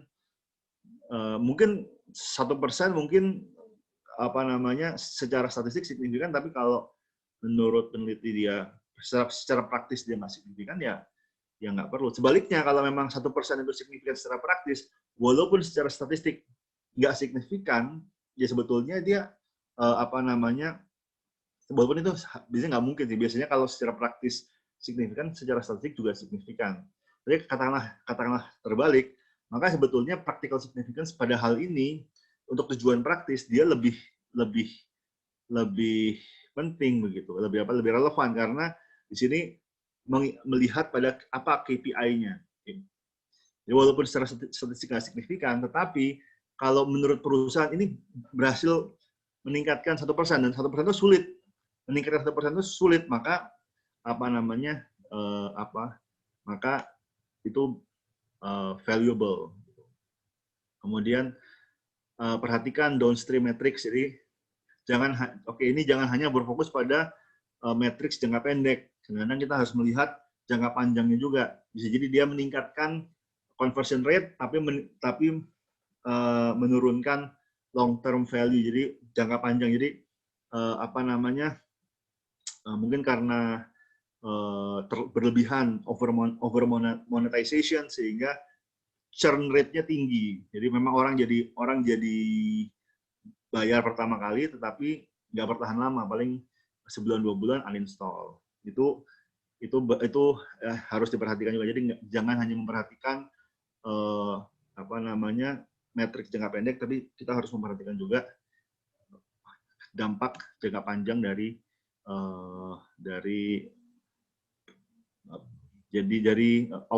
outcome kita. Kemudian juga di sini ada local maximum. Jadi kalau misalnya A/B testing itu tidak berkelanjutan, maka dia hanya akan sampai ke local maximum. Jadi maksimum di lokal. Tetapi kalau dia ini sebenarnya salah. Kalau dilakukan terus-menerus jangka panjang, maka pada jangka panjang maka bisa sampai ke better design. Selama ini harus perhatikan jangan terlalu incremental. Jadi kadang-kadang kita harus melihat bisa jadi A/B testing ini dilakukan incremental, dia perubahan kecil-kecil, tapi ada kalanya perlu dievaluasi apakah perlu dilakukan perubahan atau perombakan yang masif, yang besar sekaligus. Jadi A/B testingnya langsung perubahan yang besar sekali, misalnya merubah interface sama sekali, atau merubah model bisnis yang berbeda sama sekali. Jadi sebetulnya di sini hati-hati dengan incremental A/B testing. Jadi kalau A/B testing itu perbedaan dikit-dikit, maka mentoknya di lokal maksimum. Jadi dia maksimum di lokal ini, tapi sebetulnya ada di tempat lain atau di versi lain yang lebih maksimum lagi. Jadi kita pada suatu titik kita perlu memikirkan untuk sebuah A/B testing yang drastis, yang lumayan drastis, sehingga diperoleh perbedaan yang signifikan. Kemudian Kemudian, nah ini yang terakhir kita harus waspada dengan beberapa poin. Ini insufficient sample size. Kalau nggak cukup sample size ya temuan kita jadi nggak valid gitu. Jadi A/B testingnya jadi nggak valid, atau insufficient time, terlalu mepet, terlalu buru-buru. Terus ada overlap, ada kontaminasi, itu juga menjadi bias yang harus dikontrol sebetulnya. Jangan sampai ada overlap antara versi A dan versi B. Kemudian ada outlier event, jadi kita jangan sampai, misalnya outlier event ini ada banyak, misalnya ada bencana alam, kemudian ada liburan, jadi misalnya Lebaran, kalau mau A/B testing jangan pas Lebaran, atau jangan pas Natalan, nanti hasilnya berantakan, hasilnya bermasalah. Jadi kalau mau A/B testing justru cari waktu yang netral gitu, yang nggak ada holiday-nya, nggak ada liburnya. Jadi waktu yang tidak outlier gitu. Terus incorrect instrumentation ini dari sisi pengukurannya, jangan sampai ada pengukuran yang bermasalah, misalnya ada error atau ada bug. Di sini bug dari sisi produknya atau dari sisi pengukurannya, ini semua bisa mengakibatkan hasil A/B testingnya nggak valid. Jadi itu sih, sebetulnya itu Oke. Untuk A/B testing, ada pertanyaan nggak? Ini kita, mohon maaf, sudah 10 menit lewat dari waktu saya. Sebenarnya biasanya saya on time nggak lebih dari waktu. Kalau sudah selesai. Tapi ini karena ini pertemuan pertama, dan itu tadi perkenalannya cukup lama mungkin, jadi kita mungkin sedikit melebihi batas waktu. Tapi saya janji mulai minggu depan saya tidak akan melewati batas waktu. Jadi benar-benar selesai sebelum 9.30. Oke, ada pertanyaan nggak? Maaf, Pak, mau nanya. Jo, silakan. Pak, untuk A/B testing ini penghitungannya apakah berdasarkan kelompok mana yang berhasil gitu, punya dampak lebih baik? Atau emang gimana, Pak? Oke, jadi ada, sebentar saya share screen lagi. Oke, jadi di sini itu ada chi-square-nya, ada uji chi-square-nya. Misalnya ada 2 sampel. Kita tahu misalnya sampel 1 ada 357 yang convert atau yang install dari 135 yang lihat. Yang ini 177 dari 131. Jadi ini yang sukses, ini jumlah sampelnya. Jadi 13.000 ini sampelnya. Yang ini yang sukses 357 dan 177. Nah, di sini, ini kita input, ini sebenarnya ada di Evan Miller juga, dengan chi-square ini kita hitung signifikan atau enggak. Di sini, perbedaannya, jadi melihat apakah di antara keduanya ini perbedaannya signifikan atau enggak. Kalau misalnya signifikan, artinya dia, ya memang ada perbedaan. Perbedaannya signifikan, jadi 357 ini signifikan lebih tinggi dibandingkan 177. Tapi kalau misalnya nggak signifikan, secara statistik ya, jadi artinya ya, tidak ada perbedaan antara sampel 1 dan sampel 2. Jadi jadi berhasil nggak berhasilnya A/B testing ini dilihat dari chi-square-nya. Mungkin saya lihat ke Evan Miller-nya aja ya. Coba.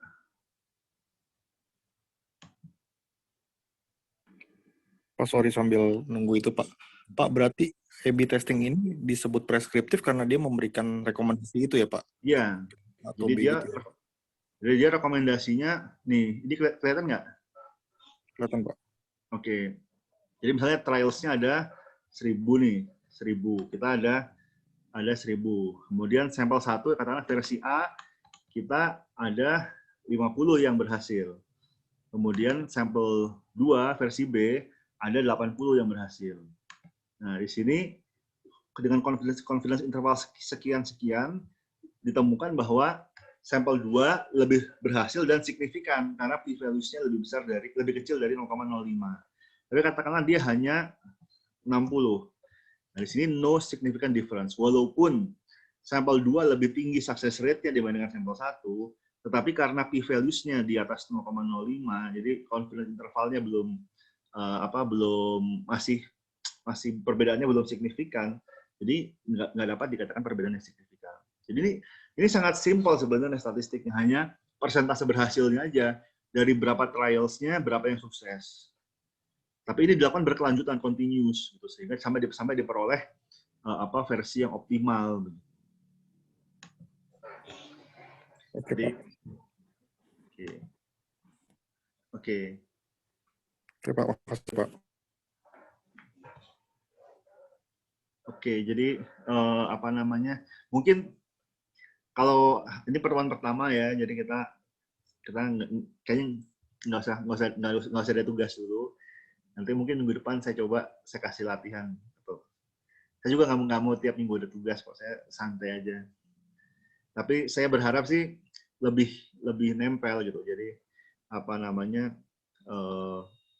paling nggak tahu kenapa pentingnya, kenapa perlunya melakukan A/B testing, apa fungsinya melakukan linear optimization gitu, terus apa aplikasinya. Itu aja. Kalau teknis how to-nya ya perlu juga, tapi ya sebetulnya kalau di bidang marketing ya terus terang sih nggak terlalu kepake kalau yang linear optimization begitu. Oke. Pak Imam, Pak, maaf. Mau bertanya, tapi ini berkaitan sama materi sebelum UTS, Pak, kalau boleh. Ini kan masih agak bingung, Pak. Oke. Ini mumpung masih agak fresh, Pak. Kan kalau analisis kemarin dipelajari ada deskriptif sama analisis prediktif. Nah, untuk tekniknya sendiri, kalau untuk deskriptif itu tekniknya clustering, bisa dengan K-means atau hierarchical.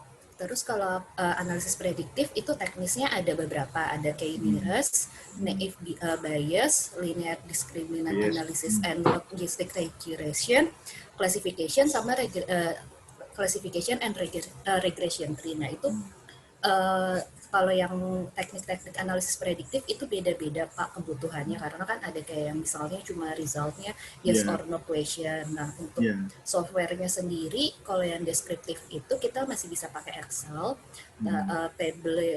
table AU atau Power BI.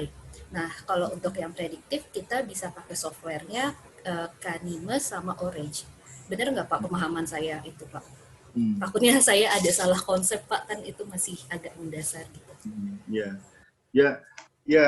Jadi memang intinya begini, masing-masing alat statistik itu masing-masing ada tujuannya. Nah, kita dan sebetulnya tidak ada satu alat yang sempurna untuk semua situasi. Jadi ya kalau memang tujuannya adalah hanya untuk deskriptif, maka kita nggak perlu pakai alat yang canggih-canggih. Jadi pakai dengan deskriptif aja, dengan clustering aja udah cukup.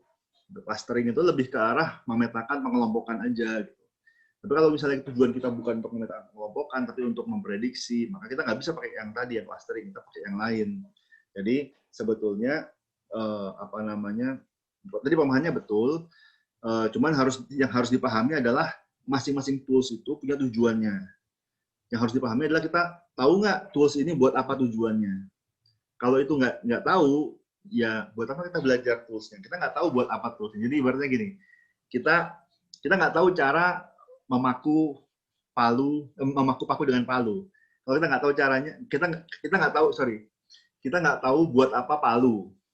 Ngapain kita belajar memalu? Ini atau apa ya? Kalau kita nggak tahu fungsinya, ngapain kita belajar bagaimana cara melakukan?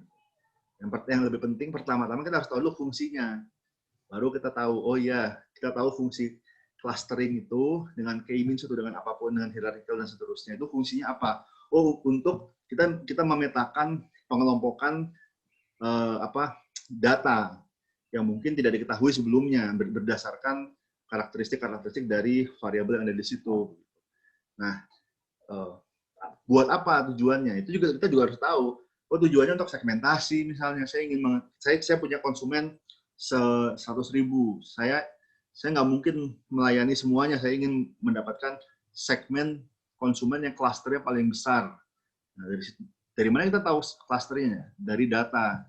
kita clustering, oh dari dengan keinginan cluster atau dengan hierarchical tadi, kita peroleh, oh ternyata segmen saya yang paling besar itu yang karakternya sekian, demikian halnya jenis kelaminnya ini, kemudian tinggalnya di mana dan seterusnya. Dari situ saya bisa menyusun rencana atau strategi segmentasi yang optimal. Tapi itu bertahap. Jadi data dari deskriptif dipakai untuk pengambilan keputusan begitu. Tapi memang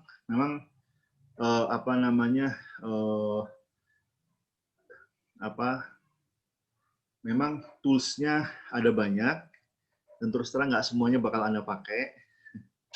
Jadi ya seperti itu. Paham. Terima kasih Pak Imam. Oke. Nanti saya mungkin minggu depan saya kasih overview deh kira-kira dari yang prediktif dan yang deskriptif kemarin, kira-kira apa yang bakal pakai buat marketingnya. Jadi terus terang ini sebetulnya terus terang ya. Jadi silabusnya ini kan untuk semuanya, nggak cuma marketing aja kan, buat operasi juga, keuangan juga, aktuaria juga. Jadi silabusnya ini umum gitu. The toolsnya juga umum. Nah, ya beberapa juga kayak Monte Carlo sebenarnya jarang dipakai orang marketing. Jadi saya juga nggak familiar. Tapi dari situ dari prediktif dan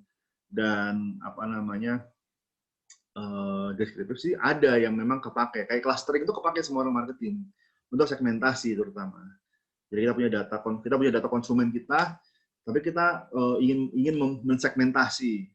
Kan STP kan salah satu fondasi marketing. Kita segmentasi, targeting, positioning. Nah, bagaimana kita mau targeting, positioning kalau kita nggak punya segmentasinya? Nah, segmentasinya dari mana? Dari clustering segmentasi, kemudian dengan prediktif dan prescriptive analytics kita bisa membidik, oh segmen dari konsumen ini, dari segmen-segmen ini, oh ternyata saya mau membidik konsumen X dengan kriteria demikian, kemudian saya bikin produk mix-nya seperti ini sehingga bisa positioning memaksimalkan value bagi customer segmen tersebut. Itu sebenarnya satu rangkaian.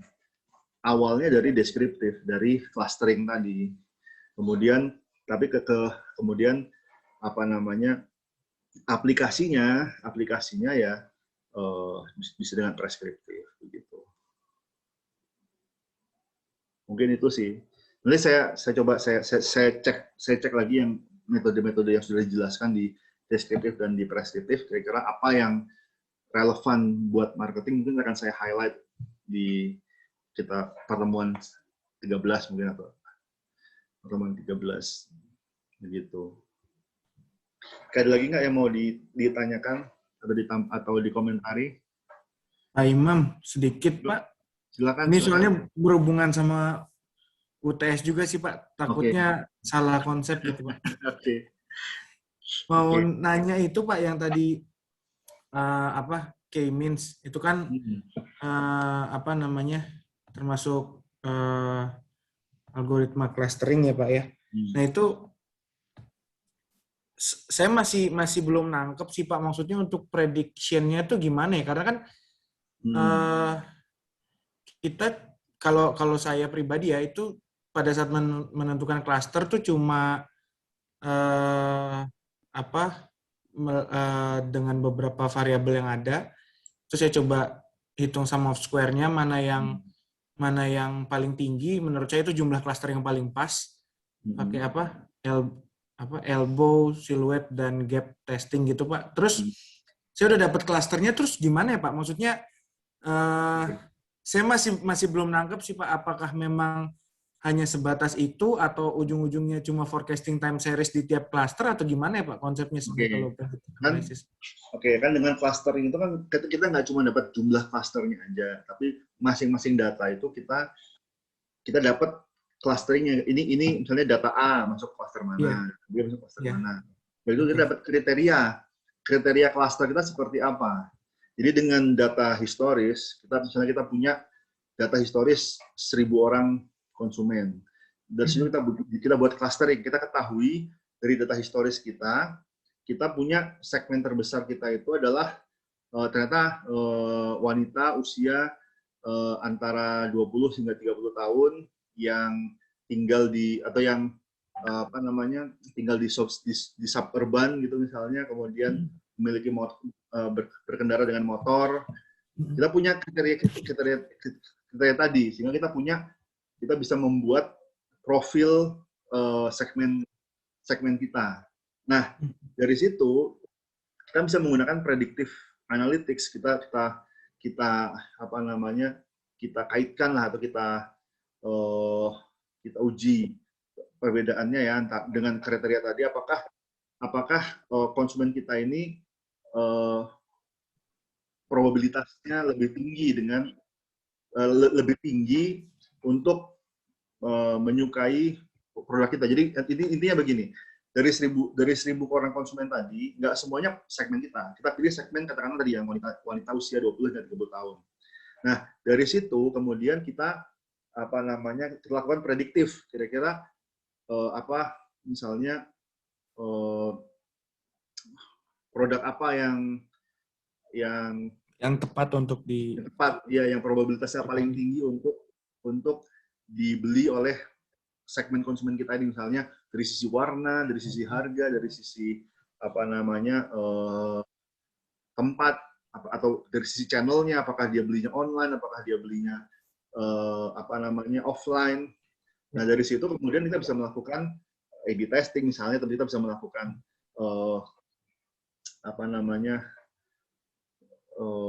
prescriptive analytics. Jadi kita melakukan prediktif dari basis dari yang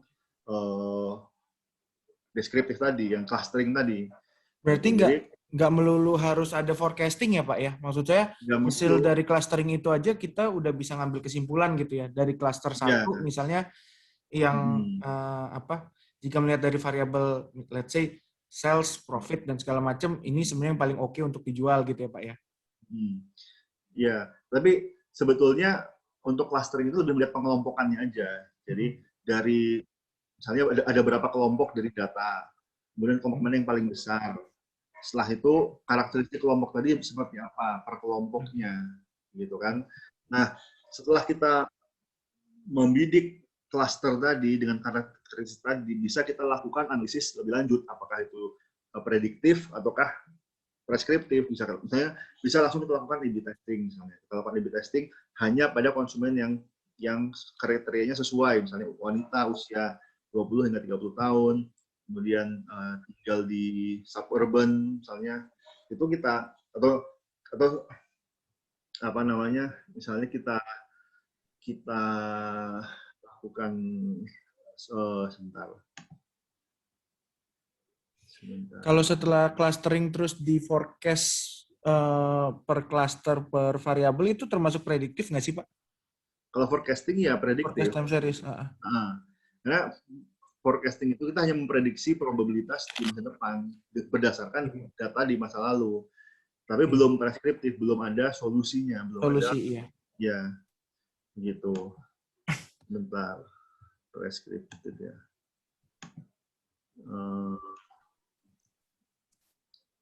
Bentar.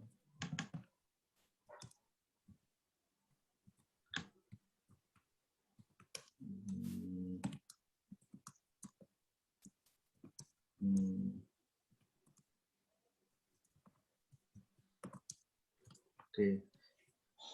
Sebetulnya kalau text analytics itu menurut saya bukan prediktif sebetulnya. Dia lebih ke deskriptif sih sebenarnya. Bentar.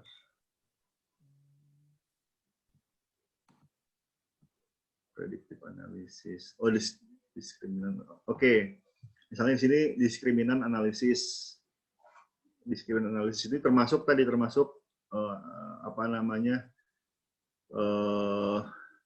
prediktif. Jadi misalnya kita punya data penjualan.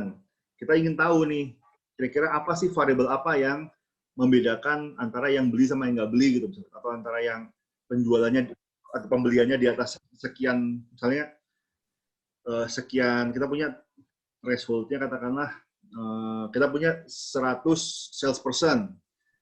Kita ingin tahu salesperson, kita ingin mengetahui karakteristik sales personal kita mencapai target katakanlah 10 juta per bulan misalnya, atau 10 juta per minggu misalnya.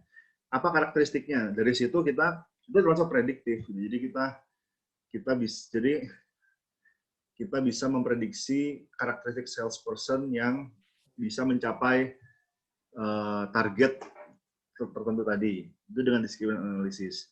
Nah, sebentar, sebetulnya bisa kita kombinasikan juga antara deskriptif dengan prediktif tadi begitu. Jadi apa namanya? Jadi tergantung aplikasinya, Berarti intinya kalau yang tadi Bapak bilang, ya clustering itu bisa juga untuk prediktif ya Pak. Maksudnya kita bisa tahu karakteristik dari satu cluster itu seperti apa, jadi kita bisa ngambil keputusan untuk kedepannya yang mana yang tepat gitu. Ya, jadi clustering itu sendiri itu sebetulnya masih deskriptif. Tapi dari hasil clustering tadi dapat digunakan untuk memprediksi. Jadi misalnya kita bikin cluster tadi, setelah ada cluster-clusternya ada karakteristiknya, terus kita lihat apakah karakteristik tadi itu memprediksi sales. Jadi prediktif, ya kan? Kemudian kalau katakanlah kita punya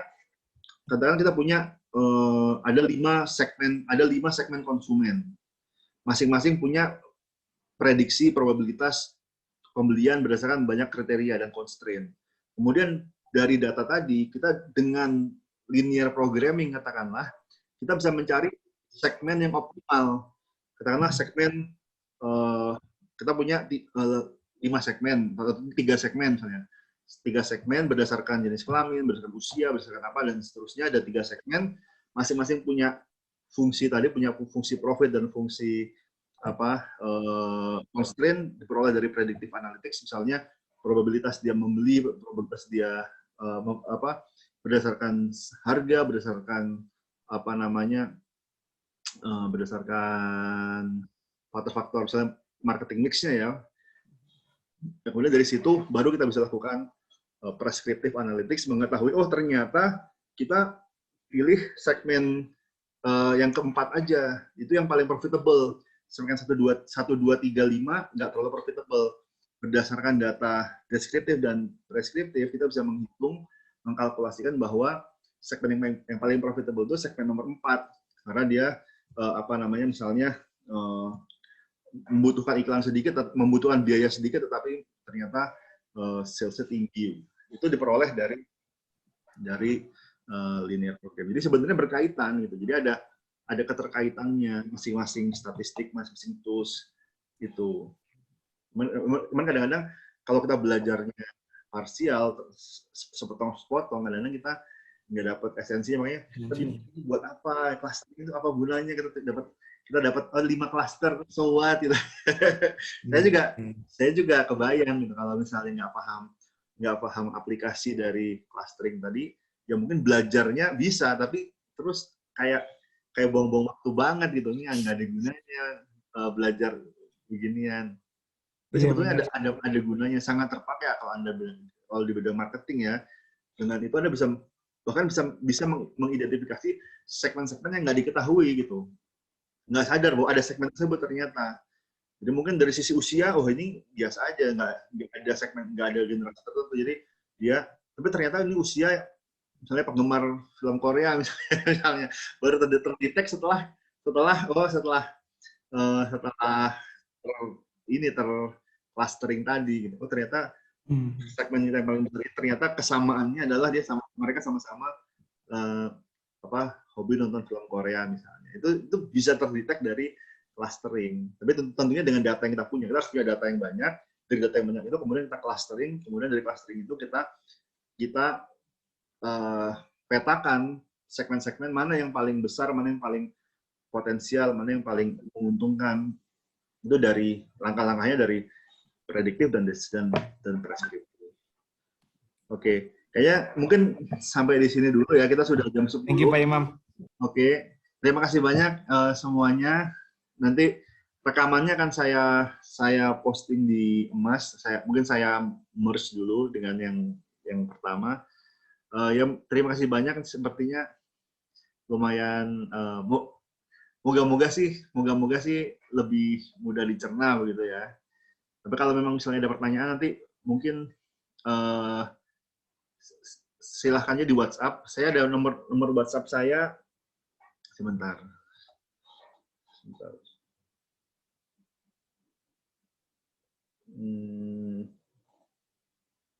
Sebentar.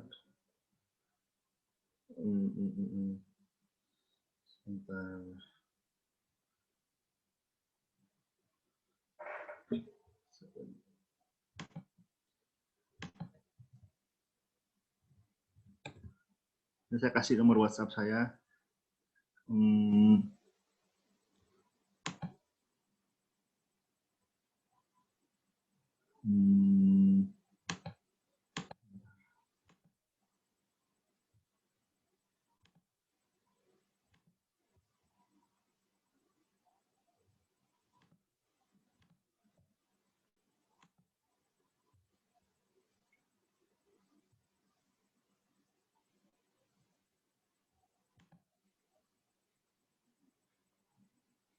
Sebentar.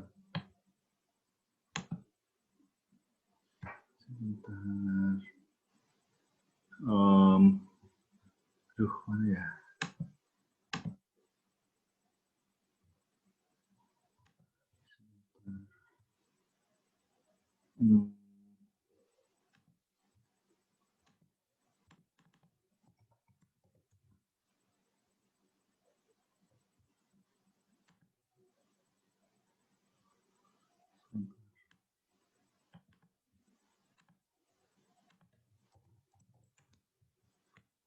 Oke, ini dia.